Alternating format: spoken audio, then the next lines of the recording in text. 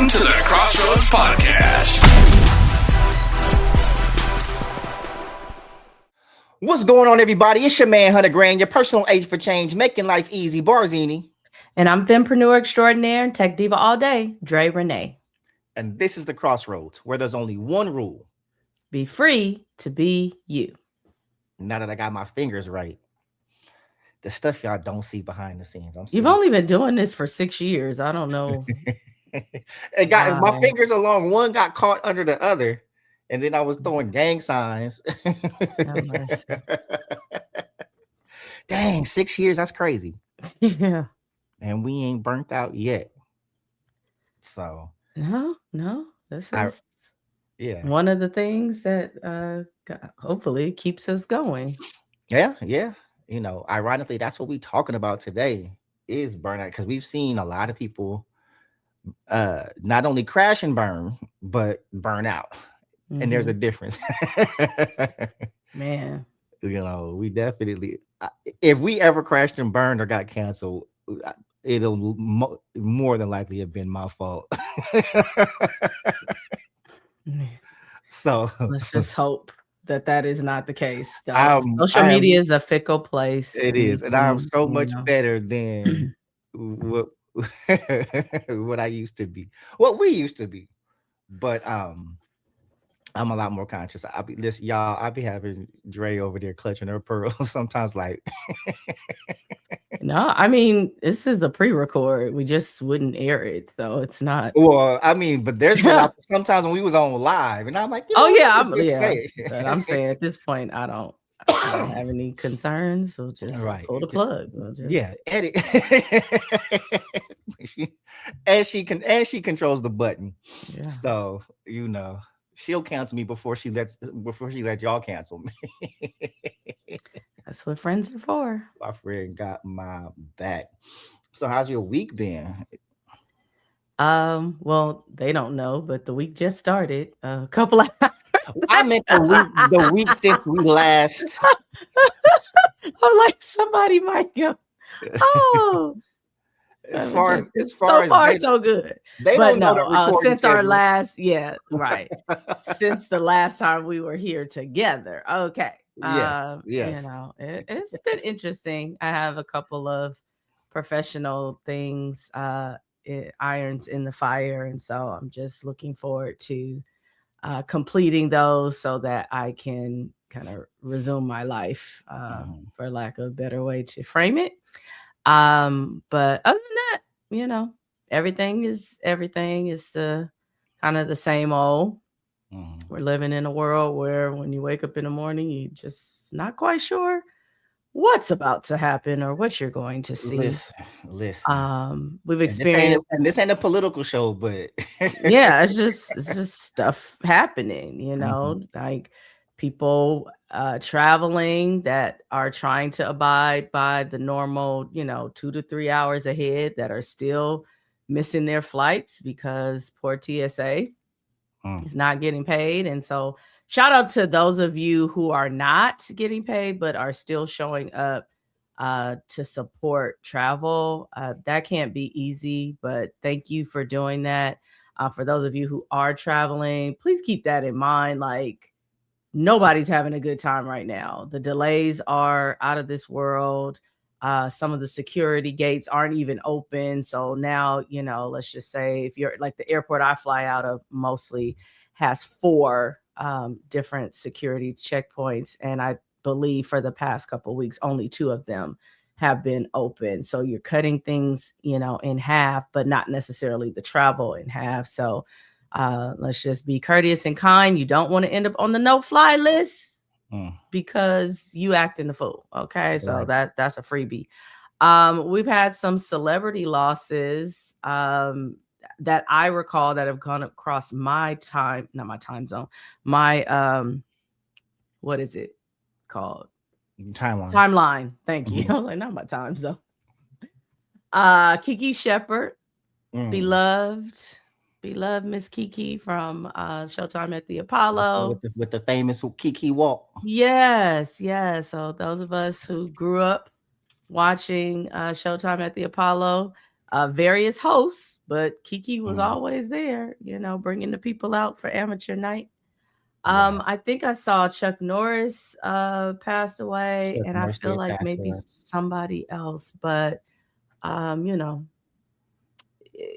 regardless of if you knew them or their work or how you may have felt about them, especially if we start talking about people's political beliefs, they still are somebody's beloved. And so, for the work that they contributed to our entertainment over the years, and then the lives that they live privately that may have impacted a whole other group of people, Well, there's condolences. somebody else who's reportedly passed. I haven't confirmed it yet, just because I saw it right before we were about to jump on. Um, the founder, I think it's Leo Radvinsky or something like that. He's the founder of OnlyFans.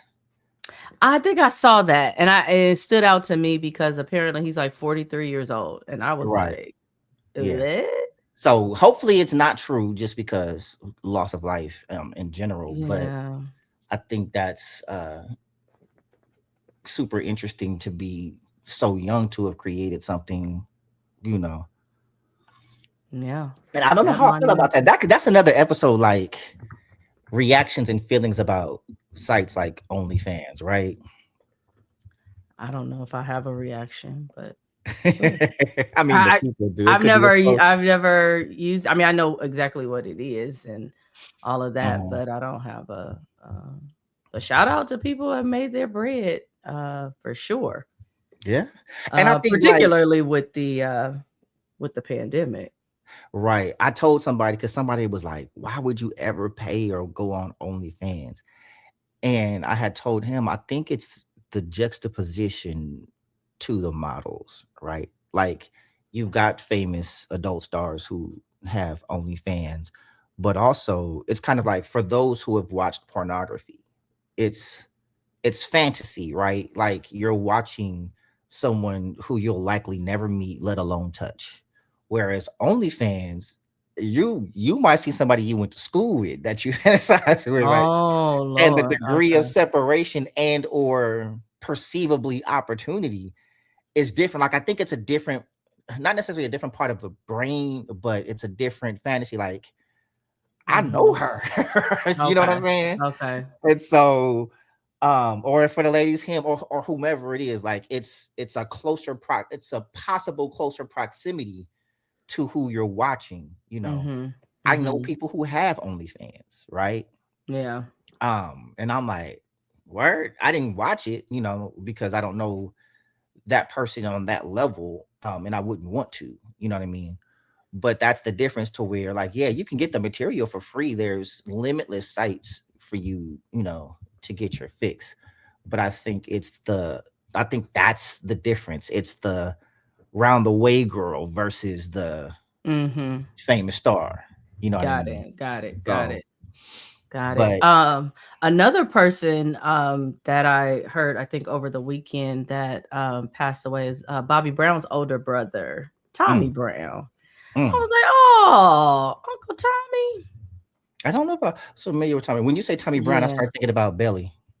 Yeah, no. I mean, I'm assuming you never watched like Being Bobby Brown.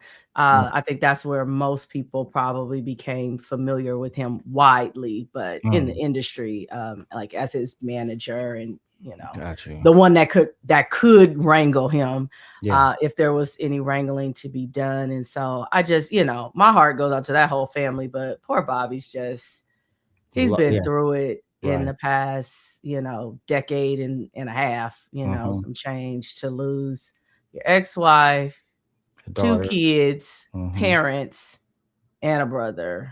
Right. Like, And I know I've even when all that was going on, I went and scrubbed my page of a few things that I said, because you say things trying to get a laugh.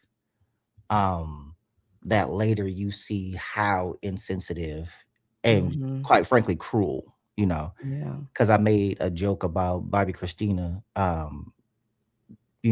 that did not age well. Like it was funny to people when I said it and they were ha ha ha ha ha. Mhm. And I won't repeat the joke, But considering how she and her mother died, it was like, you know, Tragic. yeah, because we joke about things that people struggle with, and I don't Mhm. think we really take into consideration that there are real people behind the jokes and posts that we make. Yeah. Yeah. Um, I don't know if I didn't get to see the clip. I heard about it and I saw his reaction to it, but Kenyon Martin, Oh um, yeah. Yeah. Yeah. apparently had it out with one of the producers on his show, Yeah. over some things that he said about his speech impairment. Now, one, I didn't even realize I didn't even Kenyon know had he a had a. Did speech you? impairment. Yeah. I Yeah, was I like, didn't. I was like, oh. for real, But also, Kenyon ain't really somebody you want to fool. Anybody who knows anything about basketball or even podcasting, that like, why would you talk about Kenyon? Like that's Mhm. he's not really Mhm. what you want to fool with like that.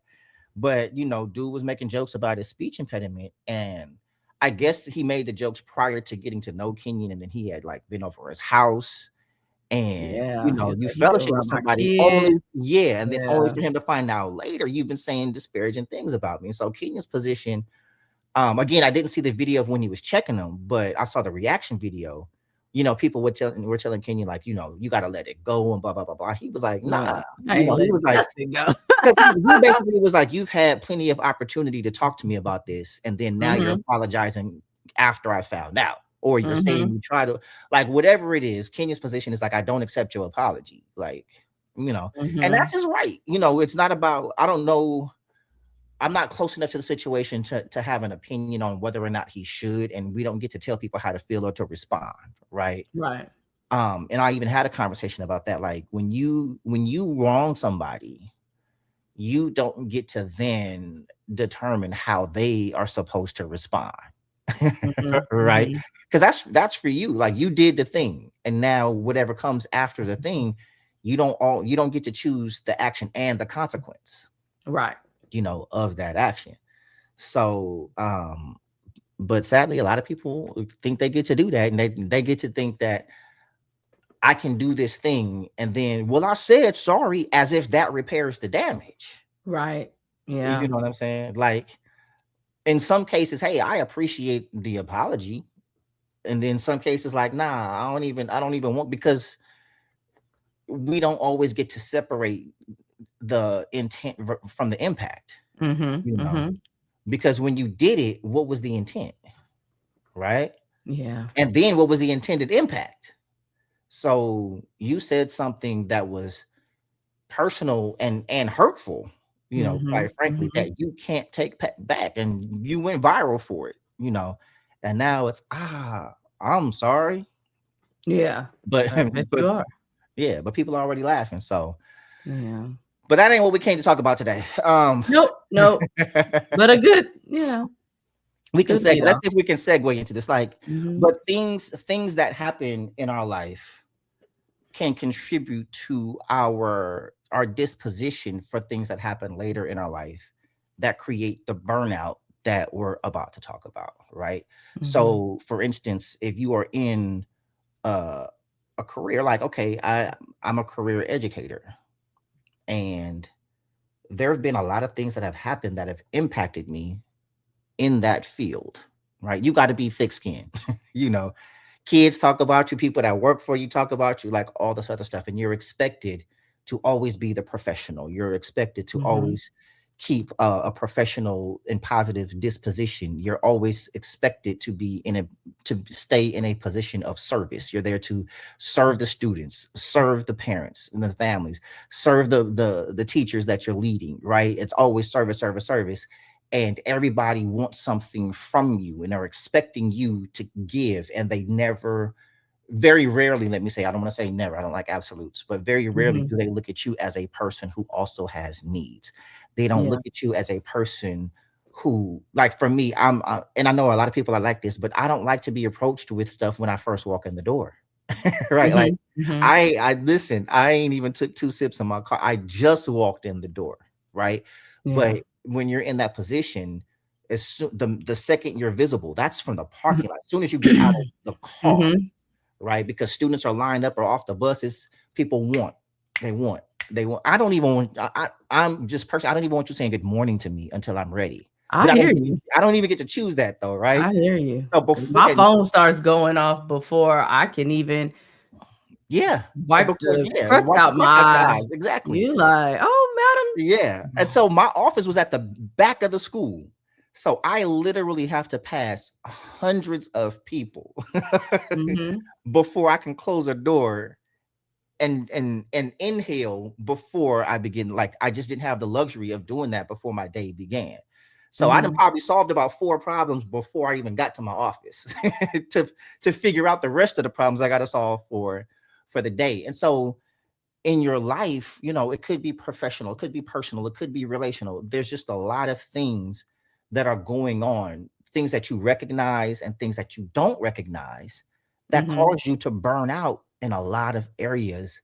And we have to pivot, right? Yeah. And so what does that mean when we get to that point to where and I guess we'll define burnout as I've had enough.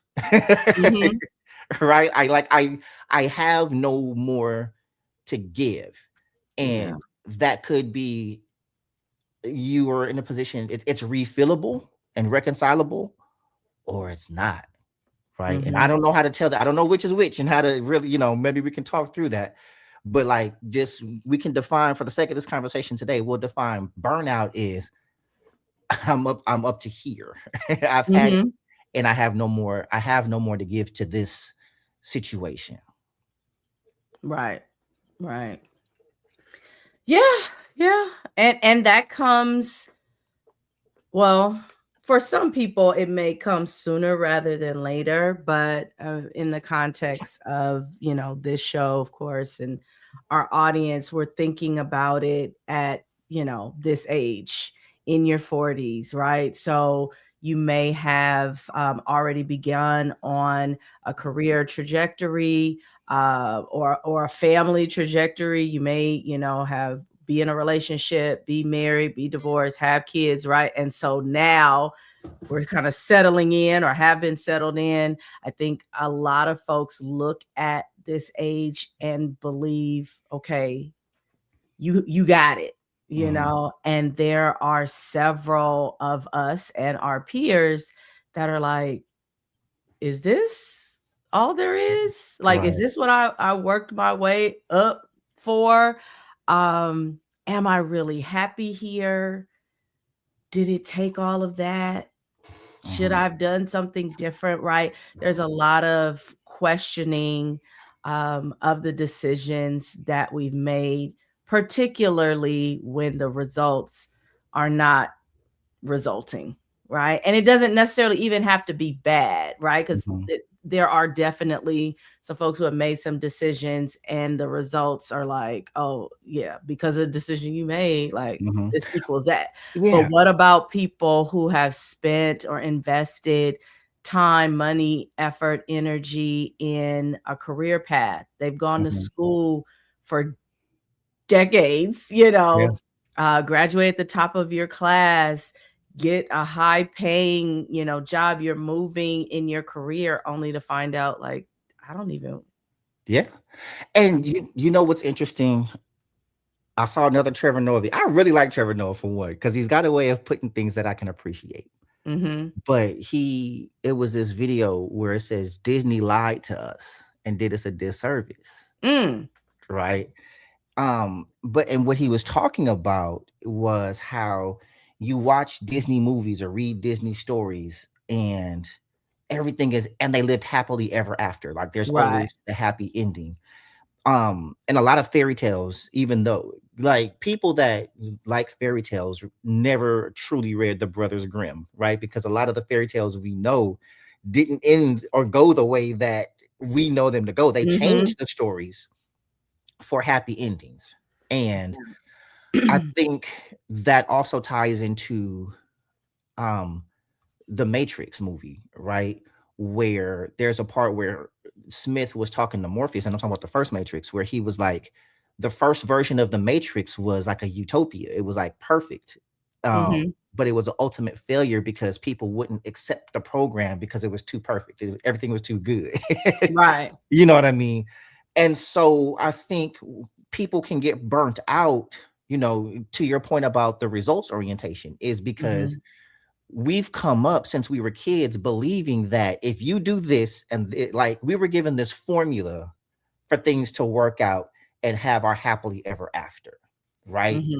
Connect that with, we came up in the hip hop era, right? We came up when hip hop shifted, where it wasn't like the Message or Rapper's Delight, you know what I mean? But the Chronic, you know what I mean? Where it shifted to money, hoes, and clothes, right? And having things and jewelry and the fancy cars, and I'm on a boat, and you know what I mean? And so we've, at every turn, and then remember, if you're old enough, Lifestyles of the Rich and Famous, and MTV Cribs, not knowing these ain't they real houses, and the stuff we saw in the videos were rented, it wasn't theirs. But we were trained and programmed to desire a life that for most of us is out of reach, or is just not real life, you know what I mean? And so it's this grind mentality, and work and get every degree, and however much we're making, this is the status symbol, and drive this car and everything else. And then we just get to this point that we're still unsatisfied and unhappy. You know what I mean? And for me, it's like, it's all bullshit. It's all, so yeah, would I like a fancy car? Sure. But I'm good with the car that I have. It gets me where I need to go. Like, what do I need the fancy car for? For other people to say, hey, you know what I mean? It's just a lot that we've been sold a bill of goods on. And then when we get to the things, then you get stressed out about what you have to do to maintain the things. And it's all for image. So that other people can look at you and say, hey, man, Barzini really doing it. Look at that. But you have no idea.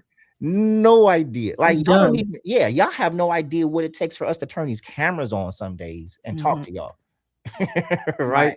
Like, y'all, the conversations that we have before we turn this camera on and the conversations we have after, like, y'all. Because life is life's, this big one. And so I wonder how much changing our perception of what this life is supposed to be. And I think that's the problem. Somebody told us our life is supposed to be this, right? And we talk about purpose, and we talk about, at this age, you should have this. And at this age, you should be here. And then you look at your life and you're not in that place that everybody told you that you are supposed to be, or you're not in the place that you think other people your age are at. Right? Not knowing, like, if everybody just had an honest conversation about what's really going on in their life, right? About all the horrible things that are going on, you might feel better. And that sounds like a weird thing to say, like, man, I'm so glad you are going through it. Right? Because you feel less bad about also going through it. Listen, y'all, I don't care what you see or what you think you see. People are going through it. Right? It's just not always your business what they're going through. But if they were honest about what they're really experiencing behind the pictures you see, behind the travel photos and videos and the reels that they post, and the engagement and all this other stuff, and the couples pictures, and y'all, right? You looking at folks talking about goals. And I saw that this weekend, and I was like, child, you don't even know. It was about a celebrity couple, but currently their kid is in the news about their own failed relationship, and the ex is making videos trolling the kid. So I'm like, now that doesn't have anything to do necessarily with their personal relationship, but just imagine, attacks on your children, right? That can't feel good. And so I'm just like, even if they look like goals to you, they're still managing something within their household, within their family, their finances, their businesses, like something that you probably wouldn't want or wouldn't know how to manage. And so we have to be really careful. I mean, I don't think there's anything wrong with saying like, I see you, or I like that about you guys, but being envious or idolizing people in their situations, you really want to be careful about that. What's going on, everybody? Thank y'all for watching the XrossroadZ Podcast. Take 1 second, hit that subscribe button, and like the page so you can get alerts for any time we go live or drop new episodes. Hit that subscribe button. So, kind of going back to burnout or recognizing burnout in a situation that is a good situation or that others, would really want, right? Like, I don't think we were particularly taught we weren't taught to walk away from things that look good on paper, right?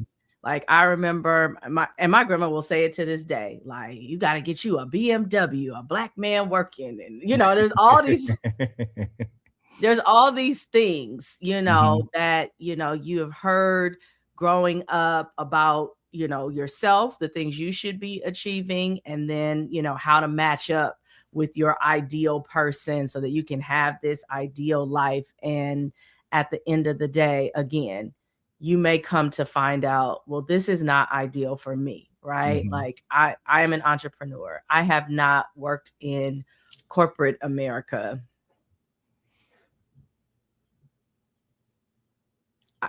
Corporate? Is it like 20 years now? Yeah, I'm like decades. So I remember that, right? Graduating from USC and having a plan, being on a path. I wasn't necessarily trying not to. I feel like this found me, and I was just really good at it. And then life, happened in a way that more flexibility was appealing and necessary. And so I just kind of leaned into it. I thought I would never return to the regular workforce. Or what does it make you feel, right? And not that, and I'm glad you did it, because we wouldn't be here if you hadn't, right? But going to one of the most prestigious universities, in the world, right? And graduating. And I don't want to use the only, but I'm going to say only. And I don't mean only in the, as a invalidation, but to end up doing something that you didn't even need to graduate school to do. Right? Like, you can be doing, but is that true? Well, for me, right? So yes, I guess we can say, do you need a degree, or did you need a degree from this place to be able to do what you did? Maybe not. I don't know. No, I think it definitely validates you. Absolutely. And the experiences and the networking and, all of that I brought to the table. Like the literal sense of it doesn't fit. There's not a list of criteria like when you're applying for a job. Oh yeah, right? Absolutely. Absolutely. And like I said, I don't regret the experience because there's so much tied to that, right? Like, I don't know, I would have met you if I didn't go there. That's why I said, like, we wouldn't be here if you had. So there's a lot that's tied to that I'm grateful for. But absolutely, when I think about, repaying loans for the rest of my life, you're just like, I could have foregone this. However, had I continued to go down the path that I was expected, that was laid out for me, what type of life would I be living now in terms of like fulfillment and happiness? I think, clearly I assume and I hope I'd be provided for, and I'd be in a place now 20 plus years removed from school where I would be secure in a position, some sort of high level. But how else would I be feeling or faring? what type of toll would that have taken when I was required and needed to be a caregiver? Um, in the times that we have experienced the economic downturn, and it's been a couple of times in our working life, right?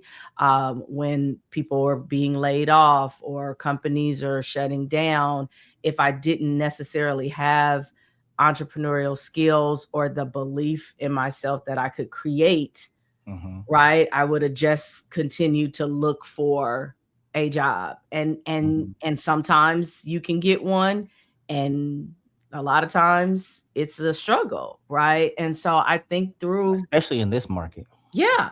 So just thinking through all of that, yes, there are definitely some times where it's like, I could have done this whole thing differently, but that also is helpful for us, I believe, to be able to pass the game down, right? Yeah. And not make children feel. I was telling a friend of mine, as her kid got to the end of their high school career, and it wasn't looking like, okay, we're going to go straight to college or go to these prestigious schools. And I was like, hey, that's what we were given. And yes, we did it. But again, like you said, at the end of the day, could you look back and see a different path still lead to success? There are quite a few of my high school classmates that were goofing around, for lack of a better way to, right? They, might have went to the military, might have went to City Community College, might have just been on their mama's couch. And at this point, have master's degrees, have families, have careers, right? They may not have done it the way that we thought they should have, or the path that was laid out for us, but they didn't miss success or whatever. I did it later. Well, yeah, right. I mean, I wasn't referring to you, but no, I know. Like, yeah, that. So there's more than one way to skin a cat, right? Like, there's more than one way to get to wherever we're all headed. And so, and sometimes it's about taking the chance. You know what I mean? Like, one, I think you being where you are, burnout contributed to that. You know what I'm saying? Like the burnout of corporate America, the burnout of clocking in. You know what I mean? The last job we worked together, right? Before you made the decision. But also there's things like my nephew, shout out to my oldest nephew. He's into cars. You know what I mean? Like he played football and everything, and then he decided he didn't want to play ball anymore. He's like, look, I really love cars. I want to work on cars. That's what he wanted to do. And so, me and my brother had conversations, and he's I mean, my oldest nephew, he's quiet. He don't say much, but he called me one day super excited because I was out there and just encouraging him and helping him plan and like, look, this is how you manage, your everyday life so you can be efficient. And so he called me super excited. Like he was on his way to school of where he didn't, want to be on his way to. And he passed this auto shop, and it's this shop. I can't think of the name of it, but they work on higher end luxury cars like your Lambos and your Ferraris and stuff. And he was like, he just went in, and this is not even the main location, like where the owner usually is, but he walked in and he asked if the owner would, and the owner happened to be there that day, and he just went in and asked for an internship. Right. And the dude was like, can you start tomorrow? You know what I mean? And he just took a chance. Just like, look, I'm already not really making money. Like he worked at a coffee shop, but I'm going to take a chance and I just asked for an opportunity to do this thing that I love doing. And they gave him an opportunity to where now he's a manager. Like he's on staff, he's working full time, and he's making great money at, 20 years old. You know what I mean? Now he still still got to go to school and learn and, even trade school. But I will say for the younger generation, for those of you that have, kids that are going into their career or college age, or thinking about college, listen, I do encourage college for the networking, less knowledge than experience in networking and relationships and opportunity, and it looks good on paper. However, consider all options because college is not the only option. and Mhm. it is not for everybody, Right. especially when you consider the debt afterwards. You know, most of us are still paying for it. Um, but you know, there is trade school. There's other education, 100%, whatever that looks like, but it doesn't necessarily have to be a college or university. And I know Mhm. that's a hard um system to break out of, because this is what we were taught. This is what we were brought up on. You know, you graduate high school, you go to college, you get a job, you work 20, 30 years, Mhm. you Mhm. retire. That's not real life, you know, because no matter how long you've worked somewhere, somebody can always walk in a room and talk about we're downsizing, we're laying off. Our generation, most of us do haven't been places for, you know, 10, 15, 20 years, or places that we're going to retire from, right? Mhm. We don't see that as often as our parents' generation. Like all of our parents, they all retire, Right. right? You know, that's not really a thing for us. And the majority of our generation does not have retirement, Right. right? Right. The majority of our does not have a retirement plan. And those who do likely have to dig in said retirement just to survive. You know what I mean? Mhm. That's a thing, you know, and I'm gonna just put it out there. I don't have an answer to that, you know, but we got to come up with something. If that's an entrepreneurial endeavor or whatever, relying on your job is not the end all be all. Shout out to those who have been able to work, you know, into close to retirement age, or have been somewhere where you're going to have a comfortable retirement. But that reality is few and far between for the Xennial generation. You Yeah. know what I mean? And it's scary for a lot of people. It is scary for a lot of people. And that also contributes to a lot of burnout, right? It's Yeah. like, hey, I'm doing this thing and still not able, like I'm trying to secure a future for myself, but I also have a family and I got to Yep. secure their future too. And there's a lot of people that have to pick between the two. You know what Mhm. I mean? And so yeah, it's crazy that priorities and pivots have to happen, but don't be, if you have to pivot, don't be afraid. Don't be Don't be afraid. afraid, and don't Or one of my favorite things, feel the fear and do do it it in. anyway. Mhm. Because it's easy to say don't be afraid Yeah, yeah. until So it's you. yeah, So you know you what? So can. I'll rescind that. I'm gonna say I'm not gonna say don't be afraid, but Mhm. I'll say that have courage, Have courage. because courage does not exist absent fear. It's scary. Do it anyway. You Mhm. like at this point and in this world, you can't afford not to, right? Mhm. Like you can't afford not to take that chance. You can't afford not to make that pivot. You can't afford not, you know what I mean? Yeah. You can't afford not to, you know. Yeah. Yeah. And then what Because does it look like when you don't make the decision, right? I think that's kind of the next thing to talk about, because your body will let you know, your mind will Mhm, let you know, and so sometimes we fail to show up, mhm, or show up in the way that we should, because we don't have the courage to just kind of cut it off, right? If yeah, I know I want to pursue entrepreneurship, it might be easier, instead of me researching, maybe starting something on the side, doing a little, pop-up shop or something like that, then I just start slipping at work. mhm, Then then I'm a little late, then I'm missing yeah, meetings, or I'm not paying attention, I'm not putting forth my best effort, and and you don't care.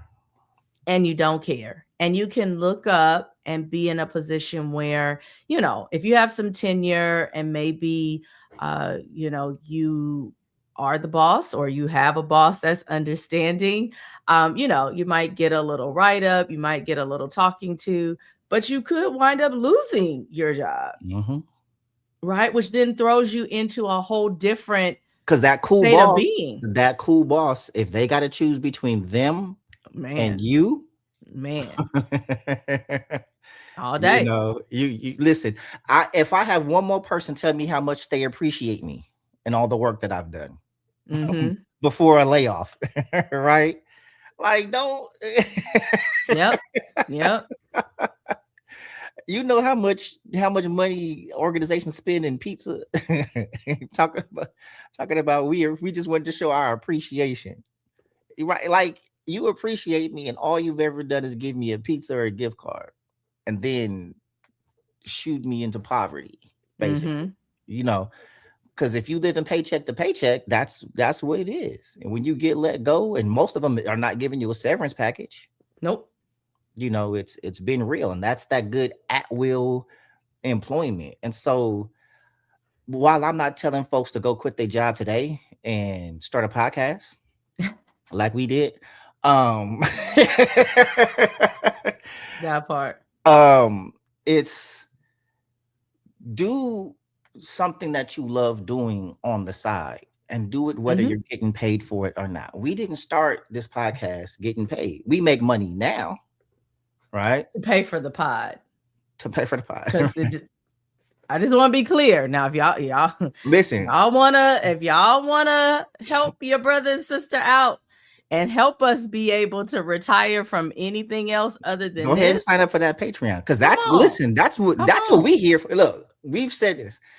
We do this because it's fun, right? We do something that we wake up and do whether we were getting paid or not. But make no mistake, we're doing this to get paid. That part.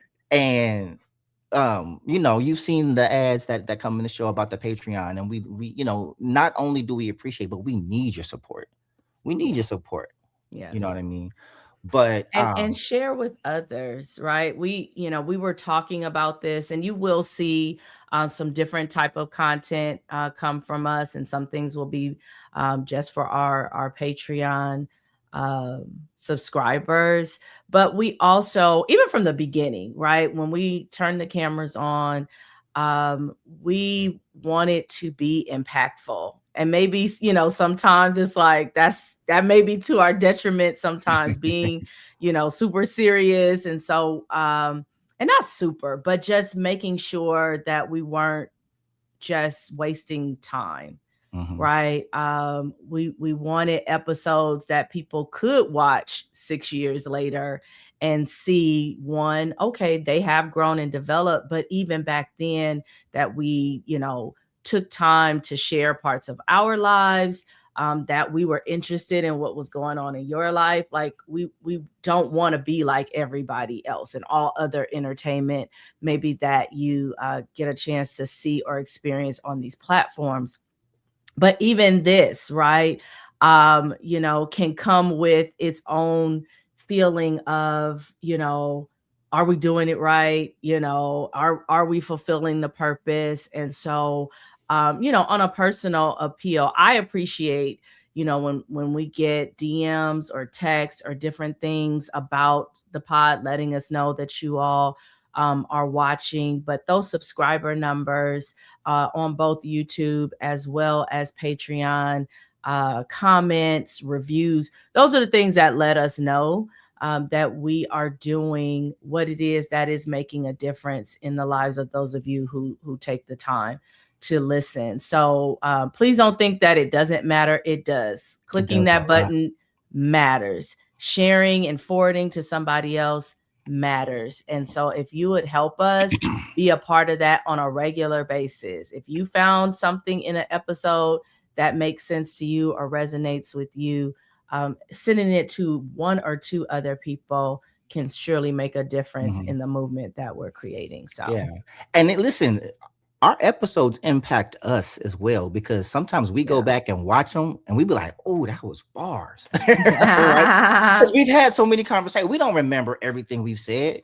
We remember the episodes and stuff like that. But sometimes I've gone back and watched older episodes and be like, man, dang, you really talking, Bars. You talking, Dre. Like, we talk to ourselves, we glean from ourselves.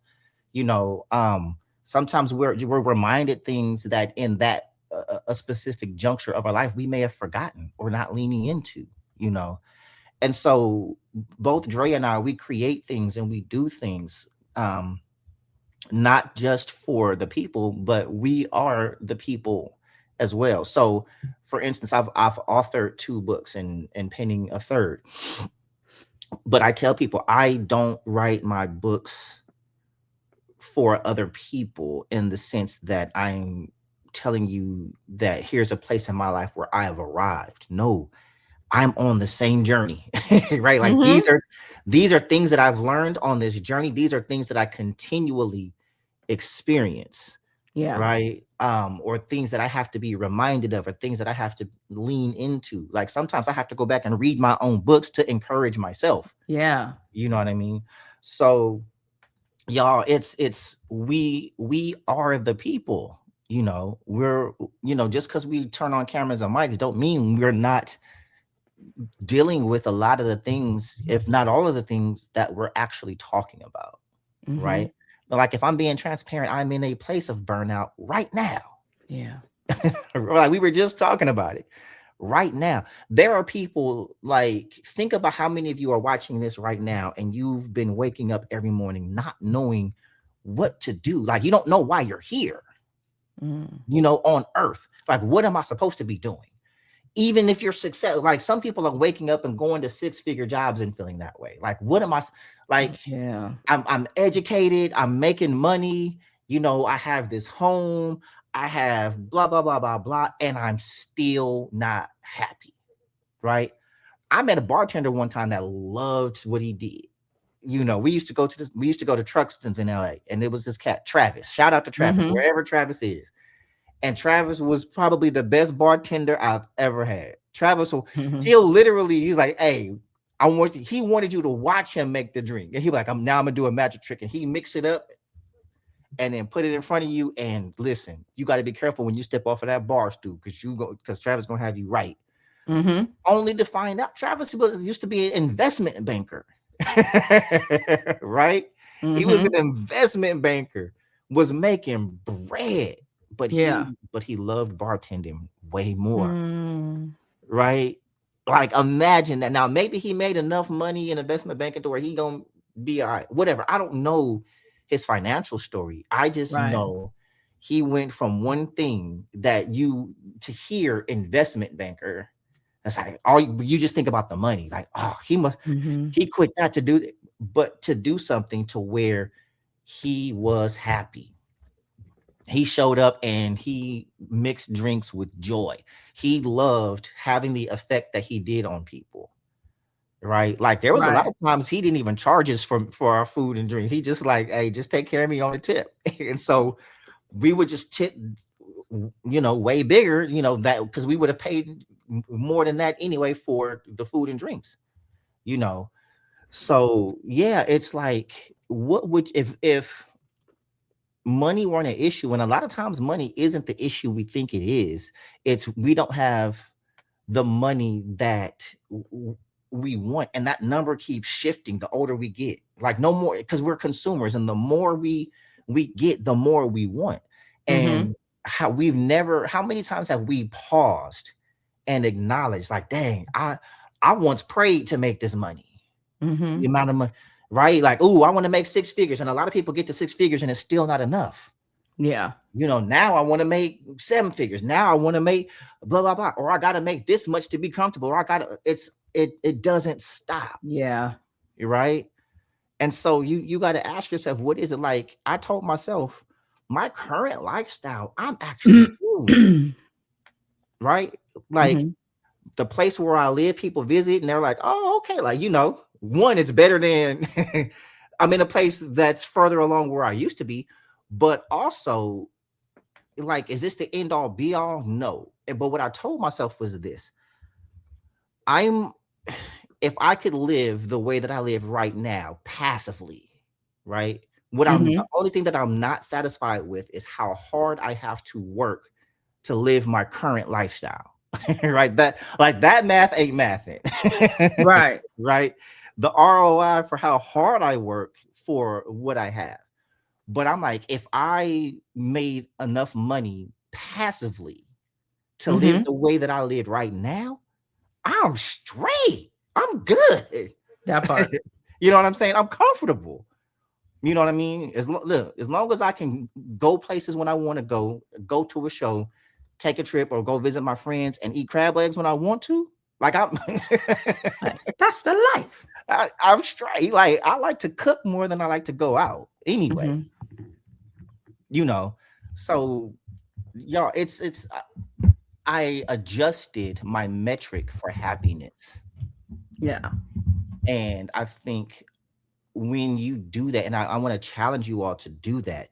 And if you haven't read it yet, there's a book that I recommend. And excuse the language because I have to say, well, I'll the subtle art of not giving an F. Right. I have it. Right. If you have not read that book, please read that. It is a great read. And because essentially it's not talking about, oh, I don't give a F about nothing. It's about managing them. Right.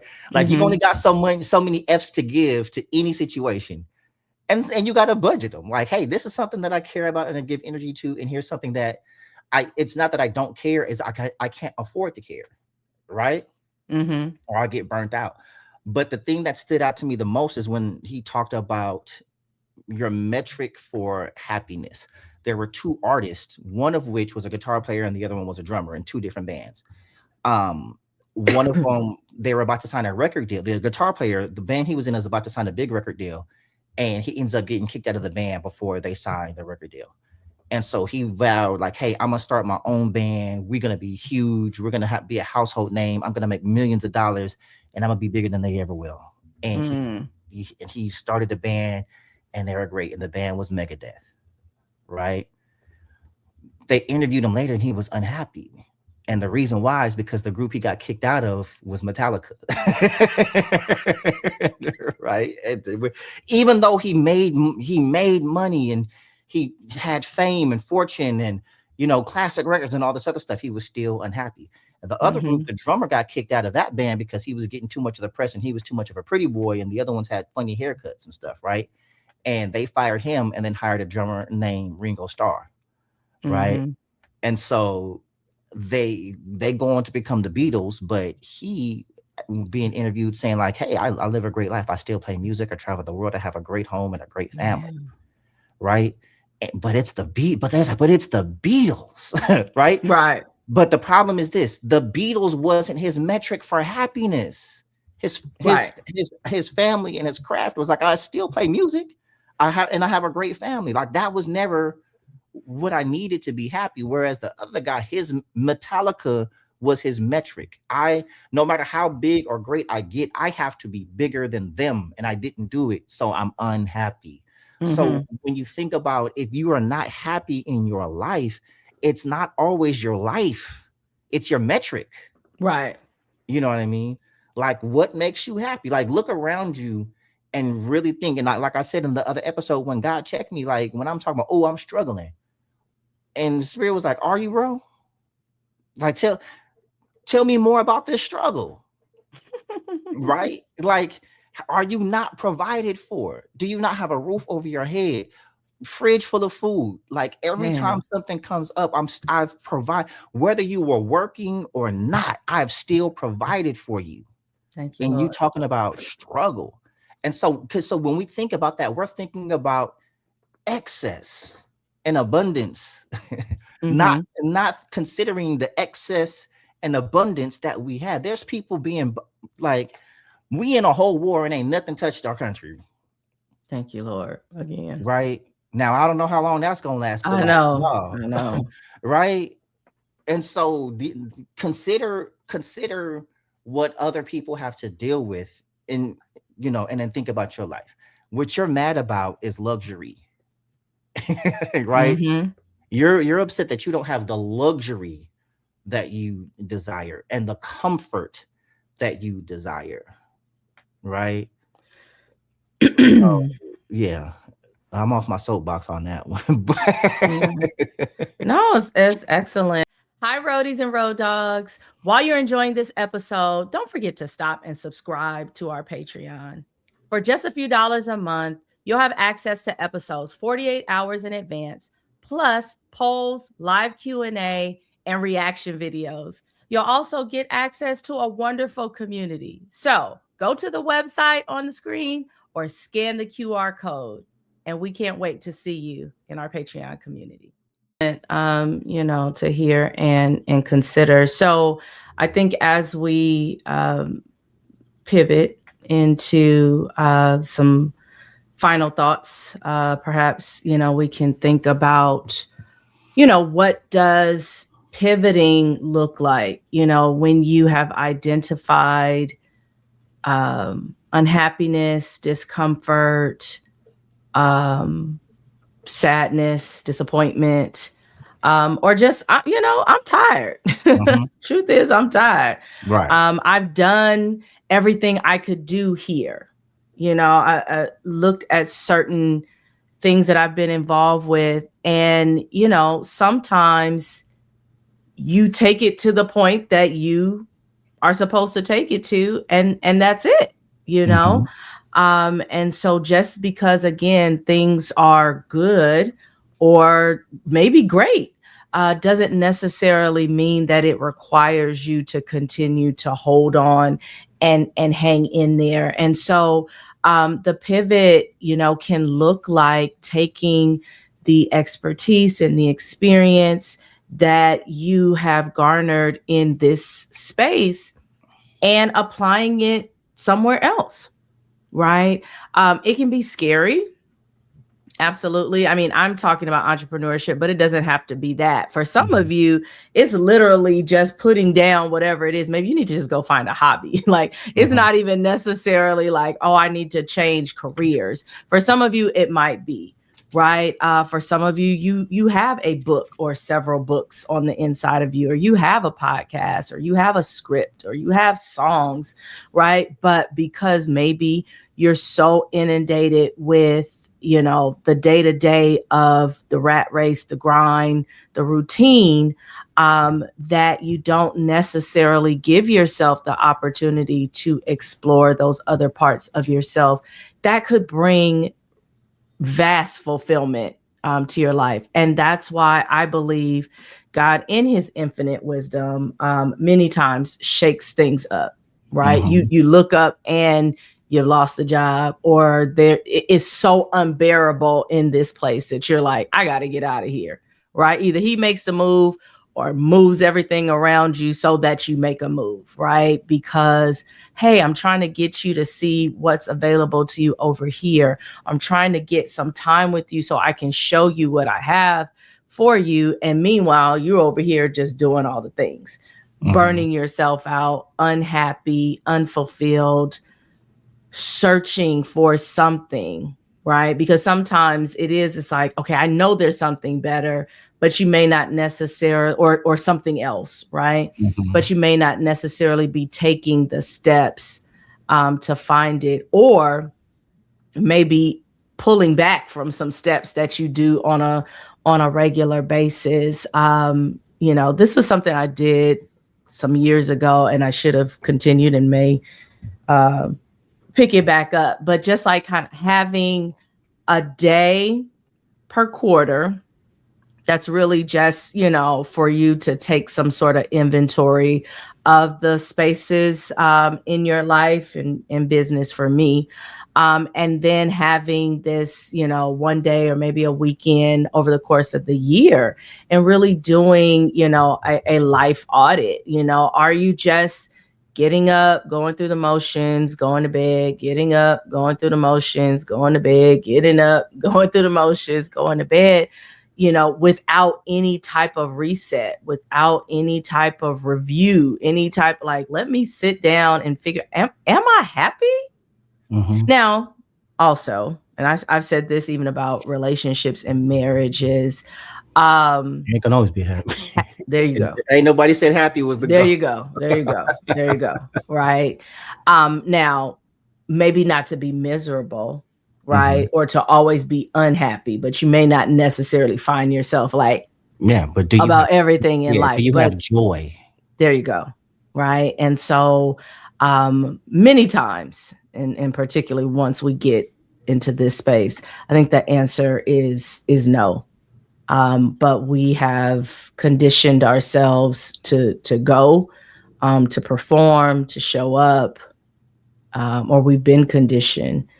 And I just, want to encourage myself and encourage you to take a beat, because there may be something else, another experience, another way to express or explore that's available to you that you're missing because you're either unwilling, or maybe just too busy.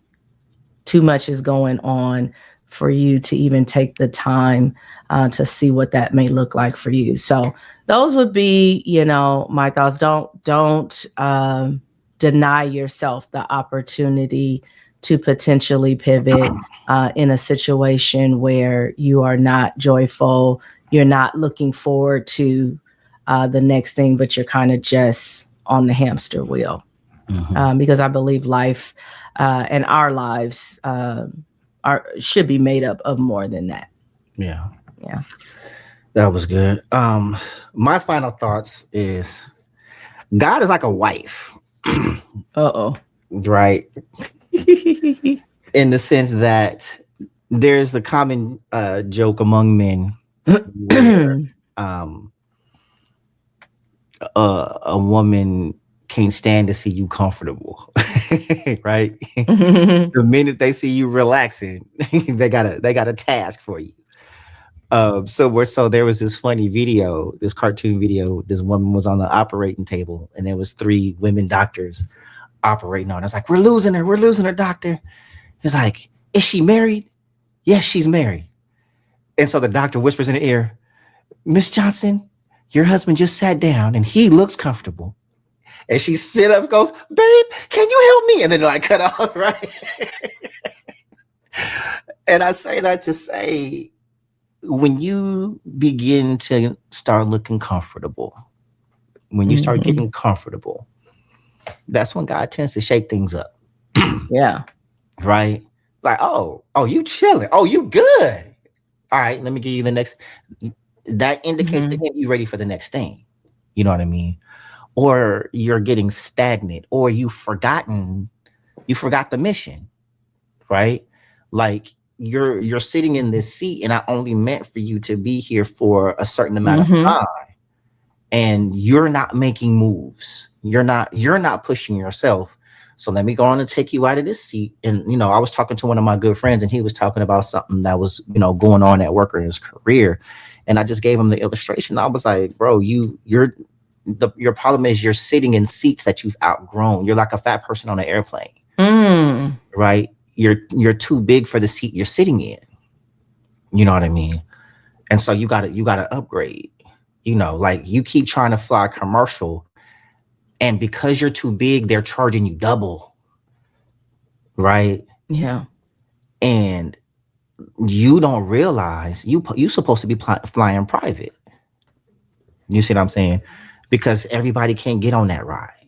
And so we look at other people. We keep looking to the left or the right, or we're good here. And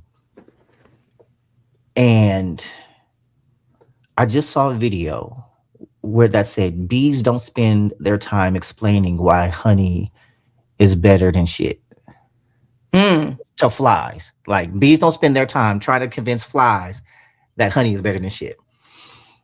And some of you are bees buzzing around with flies, right? You're supposed to be making honey. Now, you may not know how to make honey. You may not understand pollination, right? So learn, because the thing that you're doing now, at one time you didn't know how to do. And we're so afraid of the learning curve, and we're so afraid of not being immediately successful at something, that we stay in a place until we burn out. And sometimes you've burnt out because you were supposed to have been gone a long time ago. Yeah. Sometimes you burn out because this place that you thought was great, right? You bought this bigger space, you bought this house, and now the house is too small because you filled it up with things. Another problem where we get burnt out, or we're not receiving the things that we think we should receive, is because we're so busy with the menial things that we don't make room. Right? You have to make room for what God has next. That means eliminating things that will be in the way. And God will not reveal to you what he has for you until you get rid of those things that are blocking it. Right? Ain't It's that like, the hey, truth? here's this wall that you've built this wall that you can't now see over, right? You've built this wall trying to protect yourself from all this other stuff. And on the other side of it is the better that God has. Yep. God, God is like, I didn't tell you to build this wall. I told you, right? Anybody ask I, you for that? I put you on a path, and in the middle of this path, you've built a wall. And then you're mad that you can't get to on the other side of it because you've just built it too big. So until you break down this wall, I can't put you back on the path. You've created your own obstructions. You know what I mean?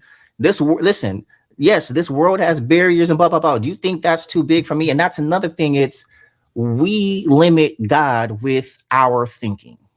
Yeah. Right? We stress and get and freak out because we're looking at a problem or a situation through our own eyes and understanding.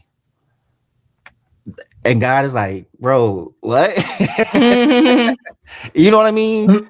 It's like think of how you feel when a little 5-year-old, right? I think about my niece and my nephew, they're twins, and they come up to me, and they, uncle, can you do this? And then they jump and turn in a circle or something like that, right? And you go, whoa, you just act like that's so awesome. And then you're like, what?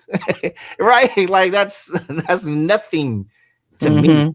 But that's the extent of their ability. That little somersault, right? They're proud of that because they couldn't do that yesterday. Yeah. You know what I mean? Like, ooh, but can you do this? And they do something like that, or they dancing, and it's like, what is that? They don't have their rhythm, but What is it? But it's like, hey, all right, hey, that's God. Hey, now look what I can do. That's really going to wow you. Because I do this.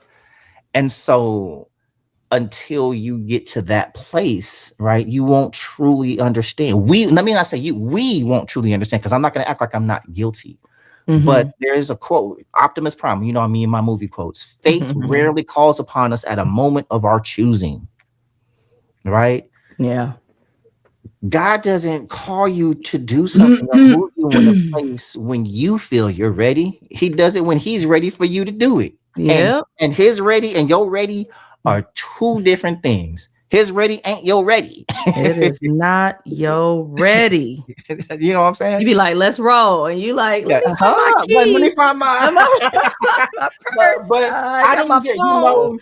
I don't have no money. I don't know. Like, let's go. Let's boogie. Yeah, it's time to go. And you're showing up into a place and you have no idea not where you're going and what you're doing when you get there, but he knows. And if you relinquish control, the problem is this: when he calls you to go to that place, you ain't in the driver's seat. Yeah. Scoot your ass over. Scooch. You know what I'm saying? And stop asking so many questions. Where are we going? Are we there yet? Question. Why are you asking all these questions? And here, look, spoiler alert. You're never there. There never comes. Ever. Right? Life ain't nothing but a bunch of pit stops. Right? And sometimes it's 7-Eleven, sometimes it's Buc-ee's. But you know what I mean? But guess what? It's only as beautiful as, well, I mean, Buc-ee's is just a glorified 7-Eleven to me. But everybody loves Buc-ee's. When you go on the road, everyone, ooh, Buc-ee's, right? And it's just a concession amusement park for people. And people love it, but it's still only meant to be a stop. They're building one out here. We're getting one this summer. Yeah, it's never a stop. Buc-ee's don't have a hotel connected to it. No. You're supposed to go in, get what you're there to get, and get on. Right? And you can talk about how good it was. Like, oh my God, I want to go back there one day. Okay. But there'll be another one on the way. You know what I'm saying? They're building more. But it's changed the lens, change your perspective on life and stop trying to tell yourself what it's supposed to be, right?